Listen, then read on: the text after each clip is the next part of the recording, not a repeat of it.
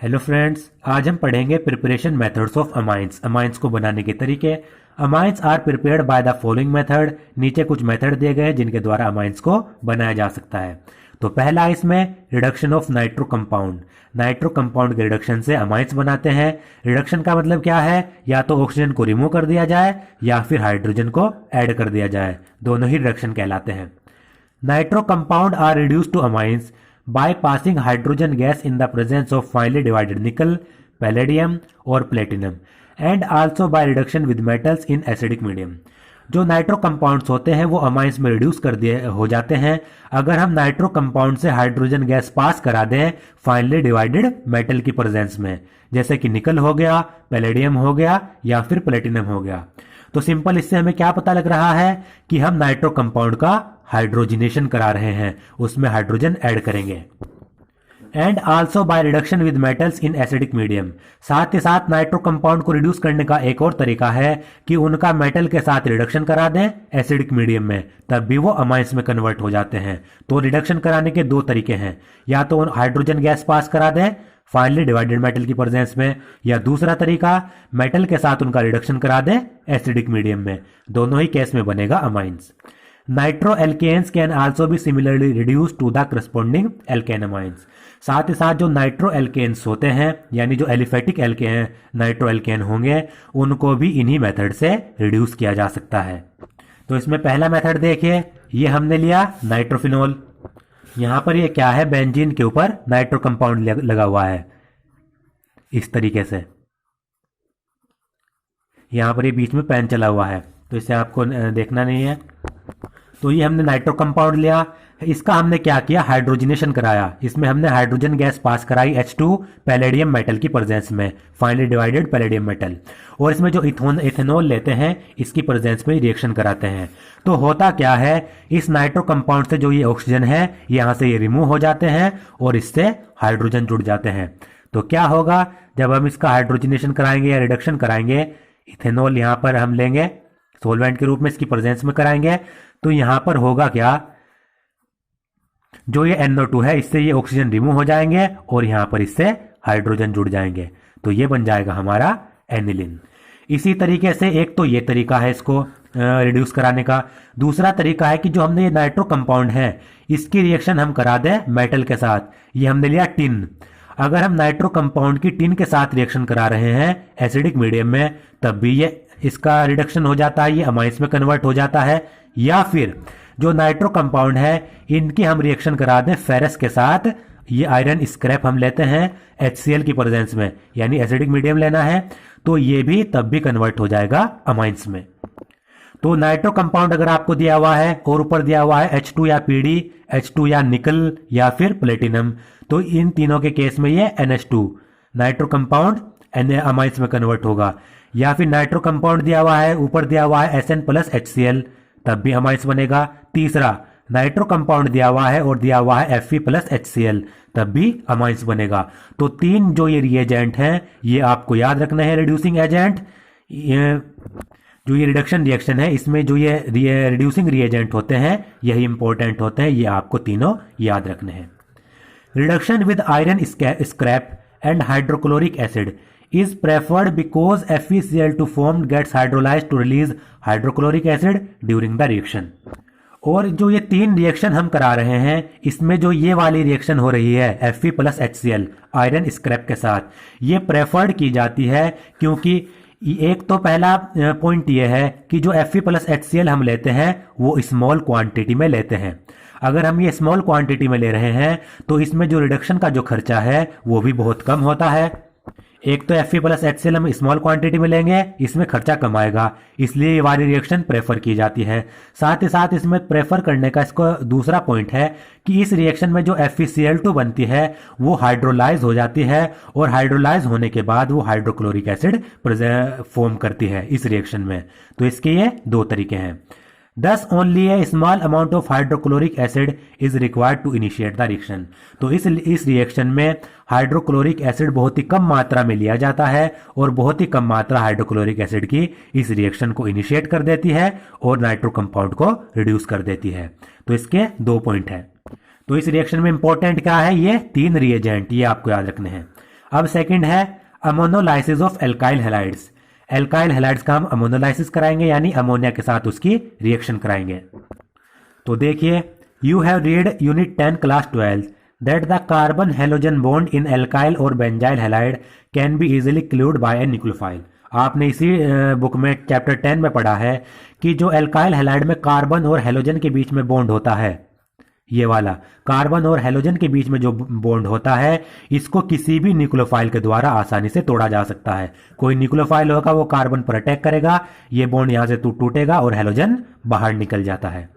Hence an alkyl or benzyl halide on reaction with an ethanolic solution of ammonia undergoes nucleophilic substitution reaction in which the halogen atom is replaced by amino group। तो जब भी हम alkyl या फिर benzyl halide की reaction इथेनोलिक ammonia के इथेनोलिक solution के साथ कराएंगे, तो इस केस में न्यूक्लियोफिलिक सब्स्टिट्यूशन रिएक्शन होती है जी। और क्या होता है, जो हेलोजन एटम होता है उसको एक अमाइनो ग्रुप रिप्लेस कर देता है। तो सिंपल क्या कर रहे हैं, एल्काइल या फिर बेंजाइल हैलाइड की रिएक्शन करा रहे हैं अमोनिया के इथेनोलिक सॉल्यूशन में, और न्यूक्लियोफिलिक सब्स्टिट्यूशन रिएक्शन होगी। और ये क्या होगा, एल्काइल या बेंजाइल हैलाइड से हेलोजन एटम बाहर निकलेगा, उसकी जगह पर अमाइनो ग्रुप आकर जुड़ जाएगा। This process of cleavage of the carbon to X bond by ammonia molecule is known as ammonolysis. तो जो ये रिएक्शन हो रही है या फिर जो ये प्रोसेस हो रहा है जिसमें कार्बन और हेलोजन के बीच में ये बॉन्ड टूटता है अमोनिया के मॉलिक्यूल के द्वारा, तो ये रिएक्शन कहलाती है ammonolysis. The reaction is carried out in a sealed tube at 373 kelvin. और जो ये अमोनोलाइसिस रिएक्शन होती है, इसको एक सील्ड ट्यूब में कैरी किया जाता है 373 केल्विन पर, ये आपको याद रखना है। The primary amine thus obtained behaves as a nucleophile and can further react with alkyl halide to form secondary and tertiary amine and finally quaternary ammonium salt। लेकिन जो ये अमोनोलाइसिस रिएक्शन आ रही है, इसमें एक प्रॉब्लम आती है। वो प्रॉब्लम क्या है, जब रिएक्शन कराऊंगा मैं तब भी बताऊंगा, अब भी बता देता हूं। इस अमोनोलाइसिस रिएक्शन में एक प्रॉब्लम आती है कि जो प्राइमरी अमाइन हमारा बनता है वो भी एक न्यूक्लियोफाइल की तरह एक्ट करता है, और जो ये प्राइमरी अमाइन है ये फिर जो और एल्काइल हैलाइड होंगे उनके साथ आगे रिएक्ट करेगा, सेकेंडरी अमाइन बनाएगा और टर्शरी अमाइन बनाएगा, और टर्शरी से आगे क्वाटनरी अमोनियम सोल्ट भी बन जाता है। कैसे बनेगा, रिएक्शन के द्वारा मैं आपको समझा देता हूं। ये देखिए, यहां पर रिएक्शन दी गई है, ये क्या है, यहां पर हमारा एल्काइल हैलाइड है और यहां पर ये अमोनिया है। अमोनिया में दो नाइट्रोजन के पास लोन पेयर होते हैं, इलेक्ट्रॉन का लोन पेयर। तो ये क्या करेगा, ये लोन पेयर इलेक्ट्रॉन के इस कार्बन को डोनेट करेगा, और जिससे ये हेलोजन एटम है ये एक्स अपने इलेक्ट्रॉन लेगा और बाहर निकल जाएगा। तो यहां पर ये बन जाता है, जो NH3 है वो R से जाकर जुड़ जाता है, और X नेगेटिव और नाइट्रोजन पर पॉजिटिव चार्ज, तो इनके बीच में इलेक्ट्रोस्टैटिक फोर्स ऑफ अट्रैक्शन होता है पॉजिटिव और नेगेटिव के बीच में। तो ये हमारा सब्स्टिट्यूटेड अमोनियम सोल्ट बन जाता है। और इसको आगे बताने से पहले इस रिएक्शन में एक चीज रह गई थी, वो भी मैं आपको बता देता हूं। अगर इस रिएक्शन में हमें नाइट्रो एल्केन्स दे दिए जाए, CH3NO2 ये हमें दे दिया गया, तो इन नाइट्रो एल्केन्स को भी इस रिड्यूस एजेंट के द्वारा या फिर ये इन तीनों के द्वारा इसको भी हम कन्वर्ट कर सकते हैं अमाइंस में। ये एरोमेटिक कंपाउंड को भी कर सकते हैं, और ये जो एलिफेटिक नाइट्रो कंपाउंड है इनको भी इन रिड्यूसिंग एजेंट के द्वारा कर सकते हैं। तो अब ये रिएक्शन देख लेते हैं। तो अमोनोलाइसिस रिएक्शन में होता क्या है, ये हमारा है एल्काइल हैलाइड RX। आपको पता है जो हेलोजन एटम होता है एल्काइल हैलाइड में, उसकी इलेक्ट्रोनेगेटिविटी अच्छी होती है, वो इलेक्ट्रॉन को अपनी तरफ खींचता है, तो इससे इसके ऊपर पार्शियल नेगेटिव, इसके ऊपर पार्शियल पॉजिटिव चार्ज आ जाता है। तो इसका हम कराते हैं अमोनिया के इथेनोलिक सॉल्यूशन के साथ, इसकी रिएक्शन कराते हैं। अमोनिया अमोनोलाइसिस करा रहे हैं, और अमोनिया में आपको पता है नाइट्रोजन के पास लोन पेयर होता है, नाइट्रोजन के पास लोन पेयर है, इलेक्ट्रॉन मौजूद है, और यहां पर इसको चाहिए इलेक्ट्रॉन। तो ये नाइट्रोजन क्या करेगा, इस R को कार्बन को इलेक्ट्रॉन डोनेट करेगा। जैसे इलेक्ट्रॉन डोनेट करेगा तो जो ये X है हेलोजन है, ये अच्छा लिविंग ग्रुप है, ये अपने इलेक्ट्रॉन यहां से लेगा और X नेगेटिव के रूप में बाहर निकल जाएगा। तो देखिए हुआ क्या, R यहां पर NH2, ये मैं अमोनिया NH3 आकर इस कार्बन से जुड़ेगा R ग्रुप से, NH2, और ये एक हाइड्रोजन में नीचे लगा देता हूं। NH3 है, दो हाइड्रोजन ये, एक हाइड्रोजन ये। अब अमोनिया के नाइट्रोजन ने इलेक्ट्रॉन डोनेट किए, तो इससे इसके ऊपर पॉजिटिव चार्ज आ गया। अब होता क्या है, यहां से जो ये एक्स नेगेटिव जो हैलोजन एटम है वो एक्स नेगेटिव के रूप में अपने इलेक्ट्रॉन लेकर बाहर निकलेगा।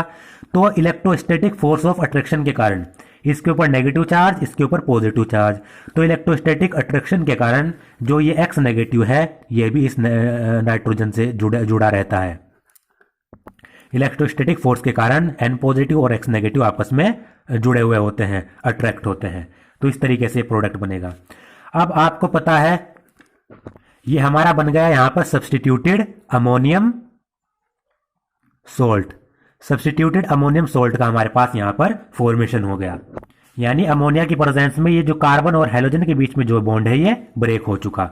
अब होगा क्या, अगर हम इसकी रिएक्शन NaOH के साथ करा दें, इस पर पॉजिटिव इस पर नेगेटिव चार्ज होता है, तो आपको पता है जो सोडियम होता है वो हैलोजन एटम से काफी अफेक्शन रखता है, तुरंत उसके साथ जाकर जुड़ जाता है। तो ये क्या करेगा, Na इस X के साथ जाकर जुड़ेगा, यहां से NaX के रूप में बाहर निकल जाएगा।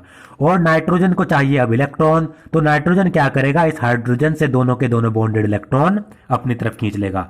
अब जब ये दोनों के दोनों बॉन्डेड इलेक्ट्रॉन नाइट्रोजन ने खींच लिए तो जो ये हाइड्रोजन है ये H पॉजिटिव के रूप में बाहर निकल जाएगा। तो H पॉजिटिव और OH नेगेटिव क्या मिलकर बना लेंगे, H2O। तो यहां से H2O निकल जाएगा, बन गया हमारा। अब देखिए RNH2, हैलोजन भी निकल गया, ये वाला हाइड्रोजन भी निकल गया, तो ये बन गया हमारा प्राइमरी अमाइन। ये हमारा प्राइमरी अमाइन का फॉर्मेशन हो गया। अब इतनी रिएक्शन तो यहां से होती है। अगर हम क्या करें, इस प्राइमरी अमाइन को तुरंत सॉल्यूशन के मिक्सचर से, रिएक्शन मिक्सचर से निकाल लें, तो ये तो प्राइमरी अमाइन हमारा बाहर निकल जाता है। अगर इस प्राइमरी अमाइन को हम मिक्सचर से बाहर ना निकालें, मतलब मिक्सचर का मतलब रिएक्शन मीडियम से बाहर ना निकालें, तो होता क्या है, जो ये यहां पर प्राइमरी अमाइन हमारा बना ये फिर से न्यूक्लियोफाइल की तरह एक्ट करता है। वो क्यों, क्योंकि नाइट्रोजन के पास अब भी यहां पर लोन पेयर मौजूद है। तो ये रिएक्शन अगर हमें प्राइमरी अमाइन पर रोकनी है तो हम क्या करेंगे, रिएक्शन मीडियम से इस प्राइमरी अमाइन को बाहर निकाल लेंगे। अगर हम नहीं निकाल पाए तो इसमें प्रॉब्लम क्या आती है, नाइट्रोजन के पास लोन पेयर अब भी है, तो ये प्राइमरी अमाइन फिर से क्या करेगा, न्यूक्लियोफाइल की तरह एक्ट करेगा। यहां पर ये न्यूक्लियोफाइल की तरह अमोनिया एक्ट कर रहा था, लेकिन यहां पर ये प्राइमरी अमाइन क्या करेगा, न्यूक्लियोफाइल की तरह एक्ट करेगा ड्यू टू लोन पेयर। तो ये अब क्या होगा, प्राइमरी अमाइन फिर से एल्काइल हैलाइड के एक मॉलिक्यूल के साथ रिएक्ट करेगा, वही है, इस पर पार्शियल पॉजिटिव इस पर पार्शियल नेगेटिव, इसको चाहिए इलेक्ट्रॉन, तो ये नाइट्रोजन इसको इलेक्ट्रॉन देगा, जिससे ये X नेगेटिव के रूप में बाहर निकल जाएगा। अब देखिए RNH, NH2 है, तो एक हाइड्रोजन में फिर से नीचे लिख देता हूं क्योंकि इसके ऊपर पॉजिटिव चार्ज आ गया, इसने इलेक्ट्रॉन इसे दे दिए। और जो ये R है ये इस नाइट्रोजन से जुड़ गया, यहां पर ये जुड़ गया, ठीक है। अब ये जो X नेगेटिव है ये इलेक्ट्रोस्टैटिक फोर्स ऑफ अट्रैक्शन के कारण जो X नेगेटिव यहां से निकला वो इस नाइट्रोजन से जुड़ा रहेगा, उसको इस ब्रैकेट के मैं बाहर दिखा देता हूं। ये ब्रैकेट आप लगा भी सकते हैं, नहीं भी लगा सकते हैं, बस ये हैलोजन एटम इस नाइट्रोजन से इलेक्ट्रोस्टैटिक फोर्स ऑफ अट्रैक्शन के कारण जुड़ा रहता है। अब फिर से क्या होगा, फिर से इसकी रिएक्शन हम NaOH के साथ कराएंगे। आपको पता है Na क्या करेगा, इस X के साथ जुड़ेगा, Na पॉजिटिव और NaX के रूप में बाहर निकल जाएगा। नाइट्रोजन का चाहिए इलेक्ट्रॉन, वो इस हाइड्रोजन से अपने इलेक्ट्रॉन खींचेगा, बॉन्डेड इलेक्ट्रॉन, ये हाइड्रोजन H पॉजिटिव के रूप में बाहर निकलेगा, OH नेगेटिव के साथ जुड़ेगा H2O के रूप में। तो देखिए RNHR ये बन गया हमारा सेकेंडरी अमाइन। अब फर्दर ये रिएक्शन आगे भी होगी, नाइट्रोजन के पास अब भी लोन पेयर मौजूद है, ये फिर से सेकेंडरी अमाइन फिर से इलेक्ट्रॉन न्यूक्लियोफाइल की तरह एक्ट करेगा। अब वही होगा, ये फिर से RX के साथ रिएक्ट करेगा, फिर से वही है, नाइट्रोजन इस R को इलेक्ट्रॉन देगा, ये X इलेक्ट्रॉन लेगा और X नेगेटिव के रूप में बाहर निकल जाएगा। तो देखिए RN, ये हाइड्रोजन में अब नीचे दिखा देता हूं क्योंकि इसके ऊपर ये पॉजिटिव चार्ज आ गया, ये R और ये दो R तो पहले जुड़े थे, एक R और जुड़ा, तो एक R मैं यहां पर जोड़ देता हूं, तो ये हमारा बन गया यहां पर। और X negative electrostatic force of attraction के कारण फिर से इससे जुड़ा हुआ है। अब वही है, मैंने क्या किया, NaOH के साथ इसकी फिर से रिएक्शन कराई। NaOH के साथ मैं इसकी रिएक्शन कराऊंगा तो क्या होगा, Na X नेगेटिव लेगा, NaX के रूप में बाहर निकल जाएगा। और ये अब इस नाइट्रोजन को चाहिए इलेक्ट्रॉन, यहाँ से इलेक्ट्रॉन खींचेगा हाइड्रोजन से और ये OH इस H पॉजिटिव के साथ जुड़ेगा H2O के रूप में बाहर निकल जाएगा। तो देखिए R N R और R ये हमारा बन गया टर्शरी अमाइन।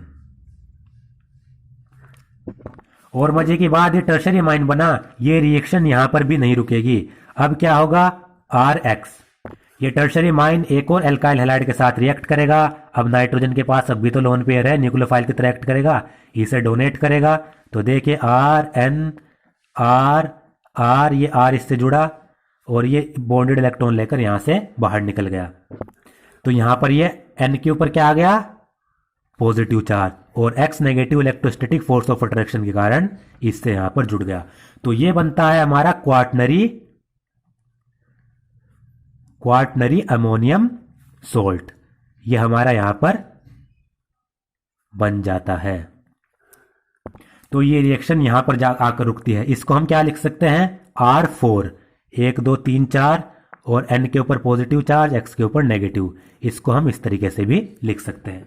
तो इस रिएक्शन में ये प्रॉब्लम आती है। बस हमें करना क्या है, अगर हम प्राइमरी अमाइन जब बना तो प्राइमरी अमाइन को रिएक्शन मीडियम से हम निकाल लें तो ये रिएक्शन यहीं रुक जाती है। अगर इसको ना निकालें तो पहले सेकेंडरी अमाइन बनेगा, फिर टर्शरी अमाइन बनेगा, फिर क्वार्टनरी अमोनियम सॉल्ट तक इस रिएक्शन में बन जाता है। तो देखिए इस अमोनोलाइसिस रिएक्शन में क्या हो रहा है, प्राइमरी अमाइन भी बन रहा है, सेकेंडरी अमाइन भी बन रहा है, टर्शरी भी, और क्वार्टनरी अमोनियम सोल्ट भी बन रहा है। तो इसमें क्या बन जाता है, इस रिएक्शन में मिक्सचर बन जाते हैं। लेकिन जो इसमें प्राइमरी अमाइन बना ये हमारा मेजर प्रोडक्ट होता है, बाकी सब स्मॉल क्वांटिटी में। सबसे ज्यादा प्राइमरी अमाइन क्वांटिटी में बनेगा, फिर उससे कम सेकेंडरी, फिर सबसे कम टर्शरी, फिर ये। तो मेजर हमारा क्या है, प्राइमरी अमाइन, ये सबसे ज्यादा क्वांटिटी में बनता है। तो ये इसका मैकेनिज्म है, ये आप देख सकते हैं। तो यहां पर ये हमने देखा सब्स्टिट्यूटेड अमोनियम सोल्ट बन गया। अब मैं आपको बता चुका हूं, जब प्राइमरी अमाइन बना वो फिर से एक और एल्काइल हैलाइड के साथ रिएक्ट करेगा, सेकेंडरी अमाइन बनेगा, फिर एक और एल्काइल हैलाइड के साथ करेगा, टर्शरी अमाइन बनेगा, फिर एक और एल्काइल हैलाइड के साथ रिएक्ट कराएगा, क्वार्टनरी अमोनियम सोल्ट बनेगा। तो ये मैकेनिज्म से मैं आपको बता चुका हूं।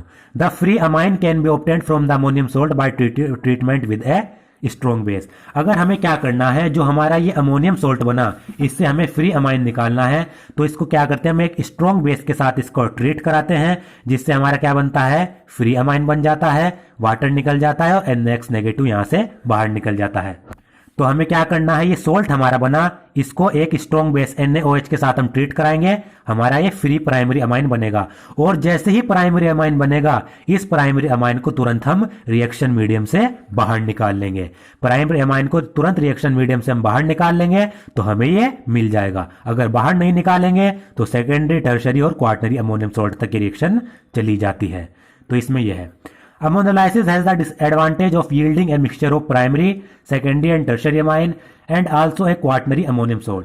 तो जो ये अमोनोलाइसिस रिएक्शन हम पढ़ रहे हैं, इसका एक डिसएडवांटेज होता है, वो क्या, कि इसमें प्राइमरी, सेकेंडरी और टर्शरी अमाइन और साथ ही साथ जो ये क्वार्टनरी अमोनियम सोल्ट है इसका एक मिक्सचर बनता है। लेकिन primary amine is obtained as major product by taking large excess of ammonia.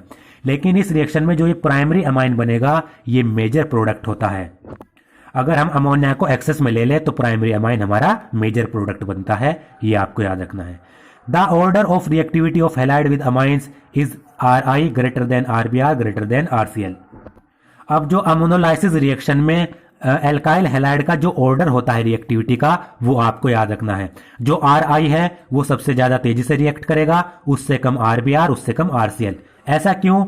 क्योंकि जो आयोडीन होता है उसका साइज काफी ज्यादा होता है और एल्काइल आयोडाइड में जो ये बॉन्ड लेंथ होती है ये काफी बड़ी होती है। और आपको पता है जितनी ज्यादा बड़ी बॉन्ड लेंथ होगी उतनी आसानी से उसको तोड़ा जा सकता है।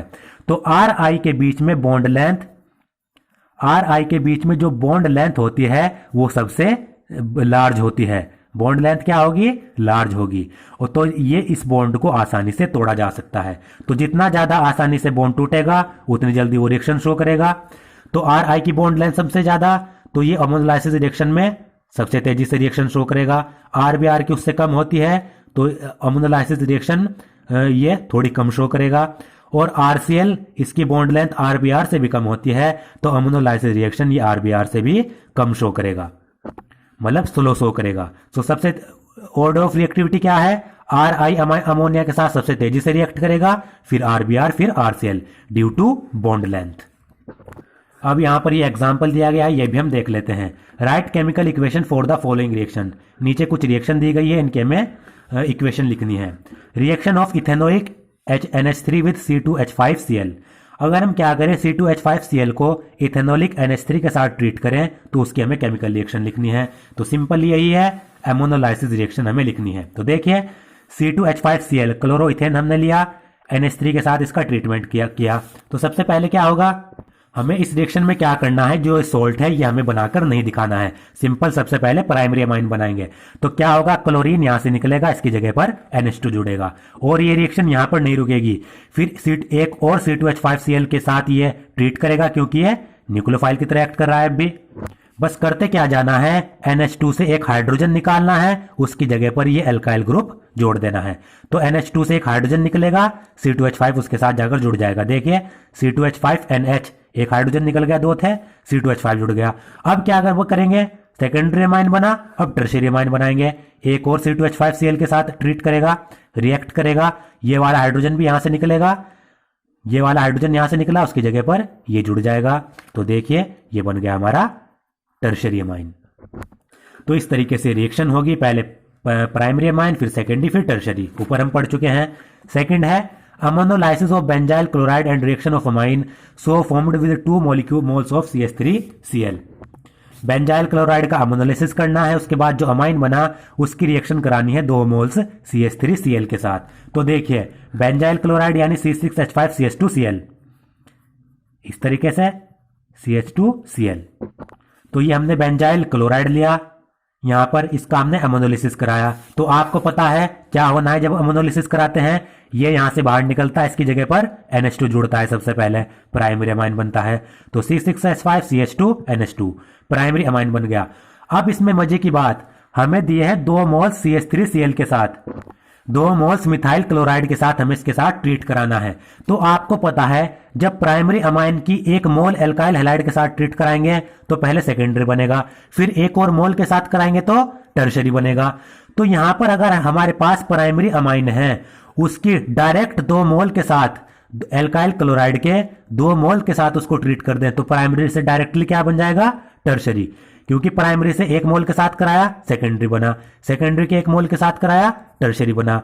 अगर प्राइमरी के डायरेक्ट 2 मोल के साथ ट्रीट कर दें एल्काइल क्लोराइड में तो क्या बनाएगा, प्राइमरी से डायरेक्टली टर्शियरी बन जाएगा प्रोडक्ट। तो देखिए होगा क्या, NH2 के ये दोनों के दोनों हाइड्रोजन है, क्योंकि एल्काइल क्लोराइड के हमने 2 मोल लिए, तो NH2 के दोनों हाइड्रोजन निकलेंगे और उसकी जगह पर ये CH3 आकर जुड़ जाएंगे। तो देखिए C6H5CH2N, दोनों हाइड्रोजन निकल चुके हैं, तो 2 हाइड्रोजन की जगह पर 2 CH3 जुड़ जाएंगे, हमारा ये प्रोडक्ट बन जाएगा टर्शियरी। तो इस तरीके से रिएक्शन होगी। अब इसका थर्ड मेथड है रिडक्शन ऑफ नाइट्राइल्स। नाइट्राइल्स के रिडक्शन से हम बनाएंगे amines. Nitriles on reduction with lithium aluminium hydride और catalytic hydrogenation produce primary amines. जो नाइट्राइल्स होते हैं अगर हम उनका रिडक्शन करा दें लिथियम एल्यूमिनियम हाइड्राइड की प्रेजेंस में, LiAlH4 की प्रेजेंस में, या फिर उनका कैटालाइटिक हाइड्रोजनेशन कर दें तो क्या बनता है, हमारा प्राइमरी अमाइंस बनता है। This reaction is used for ascent of amine series, that is for preparation of amine containing 1 carbon atom more than the starting amines. जो ये रिएक्शन होती है ये अमाइन सीरीज में एसेंट के रूप में इस्तेमाल की जाती है, मतलब ऐसे अमाइंस बनाने के लिए जिनमें एक कार्बन एटम ज्यादा हो। कैसे, देखिए हमारे पास ये नाइट्राइल ग्रुप है RCN, तो इसमें होता क्या है RC≡N। जब हम इसका क्या कराएंगे, इसका रिडक्शन कराएंगे लिथियम एल्यूमिनियम हाइड्राइड की प्रेजेंस में, या फिर इसका हम करा दें कैटालाइटिक हाइड्रोजनेशन। मान लीजिए इसका हमने क्या किया, हाइड्रोजनेशन कराया, फाइनली डिवाइडेड मेटल की प्रेजेंस में। तो इसमें होता क्या है, यहां से 2 बॉन्ड ब्रेक होते हैं, 2 बॉन्ड ब्रेक होंगे जिससे इस कार्बन की 2 वैलेंसी और इस नाइट्रोजन की 2 वैलेंसी फ्री हो जाती है। तो अब इसके 2 वैलेंसी फ्री हुई तो 2 हाइड्रोजन इससे आकर जुड़ जाएंगे, 2 हाइड्रोजन इससे आकर जुड़ जाएंगे, तो RCH2NH2। इस तरीके से ये रिएक्शन होती है। क्योंकि हाइड्रोजनेशन का मतलब या रिडक्शन का मतलब क्या है, हाइड्रोजन जोड़ना। कार्बन और नाइट्रोजन से, कार्बन से हमने हाइड्रोजन जोड़े तो ये हो गया हमारा रिडक्शन। तो नाइट्राइल के रिडक्शन में क्या होगा, दो बॉन्ड ब्रेक होंगे जिससे दो दो वैलेंस इनकी फ्री हो जाएगी, इससे भी दो हाइड्रोजन, इससे भी दो हाइड्रोजन आकर जुड़ जाएंगे। अब ऊपर हम देखिए, यहां पर देखिए RCN, यहां पर ये हमारा साइनाइड ग्रुप था। इस नाइट्राइल में जो कार्बन था वो इस R के पास था, यानी इस R एल्काइल ग्रुप में कितने भी कार्बन हो सकते हैं। अब इससे हमारा जो अमाइन बना उसमें ये देखिए एक कार्बन यहां पर इंक्रीज हो गया, क्योंकि ये CN ये तो एक अलग ग्रुप है साइनाइड ग्रुप, इसमें इस वाले कार्बन को हम नहीं गिनेंगे। जो कार्बन थे वो इस एल्काइल ग्रुप के पास थे, जैसे हमारे पास ये था CH3CN, इससे हमारा बना CH3CH2NH2। तो इस नाइट्राइल में कार्बन कितने थे, एक कार्बन था, ये तो अलग ग्रुप है, तो ये तो अलग ग्रुप है। तो इसमें देखिए इसमें कितना कार्बन था, एक कार्बन था, लेकिन जो इससे अमाइन बना उसमें एक कार्बन और दो कार्बन, तो यहां पर कार्बन एटम इंक्रीज हो गया। तो इसीलिए ये reaction ascent of amine series के लिए यूज की जाती है, यानी जो अमाइन बनता है इसमें एक कार्बन इंक्रीज हो जाता है। अब ये आपको याद रखना है, इसमें इंपॉर्टेंट क्या है, नाइट्राइल हमें दे दिया गया, ऊपर या तो H2/Ni दे गया, मतलब हाइड्रोजनेशन दे गया उसका फाइनली डिवाइडेड मेटल की प्रेजेंस में, या तो ये आ जाए तब भी हमें क्या करना है, इस कार्बन से दो हाइड्रोजन जोड़ देने हैं, नाइट्रोजन से दो हाइड्रोजन जोड़ देने हैं, ये हमारा अमाइन बन जाएगा। या फिर आ जाए ये लिखा हुआ सोडियम एमलगम, सोडियम एमलगम हमारे पास लिखा आ रहा है इथेनॉल की प्रेजेंस में, तब भी क्या होगा, इसका रिडक्शन हो जाएगा। तो तीन चीजें हैं, या तो LiAlH4 आ जाए लिथियम एल्यूमिनियम हाइड्राइड, तब भी नाइट्राइल से हमें अमाइंस बनाना है, या इस तरीके से लिखा आ जाए, या फिर तीसरा ये आ जाए सोडियम एमलगम इथेनॉल की प्रेजेंस में, तब भी इसका रिडक्शन ही होगा। अगला है रिडक्शन ऑफ अमाइड्स। अमाइड्स आपको पता है कार्बोक्सिलिक एसिड के डेरिवेटिव्स होते हैं, जिसमें OH की जगह पर हम लगा देते हैं NH2। The amides can reduction, amides on reduction with lithium aluminium hydride yield amine. जब हम अमाइड्स का लिथियम एल्यूमिनियम हाइड्राइड की प्रेजेंस में रिडक्शन कराते हैं तो उससे अमाइन बनता है। तो देखिए क्या होता है, RCOOH होता है, OH की जगह पर NH2 लगा दिया तो बन गए अमाइड्स। कार्बोक्सिलिक एसिड को भी हम LiAlH4 के द्वारा रिड्यूस करा रहे थे, तो कार्बोक्सिलिक एसिड के जो डेरिवेटिव्स हैं अमाइड, उनको भी लिथियम एल्यूमिनियम हाइड्राइड के द्वारा ही हम क्या कराएंगे, रिड्यूस कराएंगे। तो हमें कहीं पर भी अमाइड दे दिया गया RCONH2, और दे दिया गया लिथियम एल्यूमिनियम हाइड्राइड, और दूसरा H2O भी दे दिया गया। ये दिया भी जा सकता है, नहीं भी दिया जा सकता। तो हमें अमाइड दिया गया है और लिथियम एल्यूमिनियम हाइड्राइड दिया गया है, तो हमें क्या कर देना है, ऑक्सीजन यहां से बाहर निकाल देना है और इस कार्बन से बस दो हाइड्रोजन जोड़ देने हैं। तो इसमें होता क्या है, RCONH2 और दे दिया गया लिथियम एल्यूमिनियम हाइड्राइड। इसका रिडक्शन का मतलब क्या है, ऑक्सीजन निकलना, हाइड्रोजन जुड़ना। तो यहां से बॉन्ड ब्रेक होगा, ऑक्सीजन बाहर निकलेगी, इस कार्बन की दो वैलेंसी फ्री होगी, दो हाइड्रोजन इस कार्बन से जुड़ जाएंगे, RCH2NH2। इस तरीके से रिएक्शन होगी। तो सिंपल है, बस इसमें आपको ये जो रिएजेंट है ये याद रखने हैं। अमाइड के केस में लिथियम एल्यूमिनियम हाइड्राइड रिएजेंट है, रिड्यूसिंग एजेंट क्या करेगा, इसका रिडक्शन कर देगा, इसको अमाइन में कन्वर्ट कर देगा, ऑक्सीजन निकालेगा, दो हाइड्रोजन इस कार्बन से जोड़ेगा, अमाइन बनेगा।